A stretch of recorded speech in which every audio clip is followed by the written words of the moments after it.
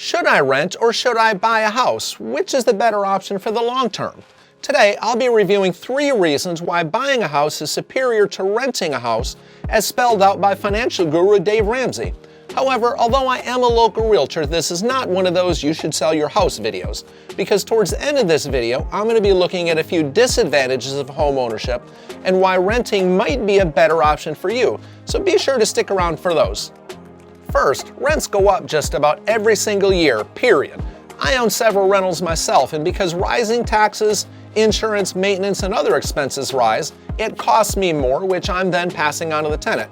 Even if my costs didn't go up every year, if I thought that I could raise the rent every single year, I probably would. It's quite simple. I want my investment working harder for me every year. On the flip side, if you purchase a home, presumably financing it, you're locking down your monthly payment. Yes, your taxes and insurance will continue to rise, but they are not the majority of that mortgage payment. Before I get digging into some data, if you're finding value here, show your support for this small local channel by hitting that like button. And if you want to see more videos like this, then hit the subscribe button and click that little notification bell.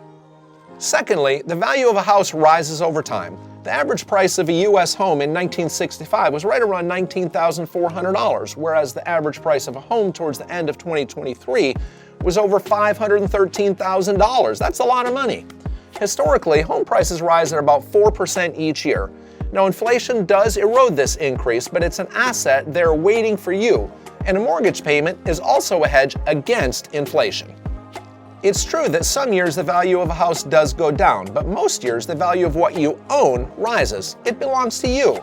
Check out this chart from the Federal Reserve economic data that shows the increase in home values since 1965.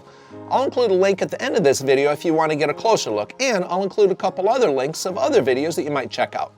Don't think that rental prices go up at a similar rate? Well, think again.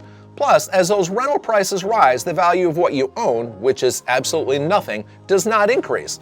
The difference is what I spoke of earlier, locking in the largest portion of that mortgage payment so it no longer rises. When I built my home back in 2001, I thought my mortgage payment was super high. It was like $700 a month. But by today's standards, that's absolutely chump change. However, the value of my home, along with the equity in it, has likely more than doubled, while my mortgage payment has remained the same as it was back then. Because the value of a home rises over time, which is what you own, it's a great wealth building tool.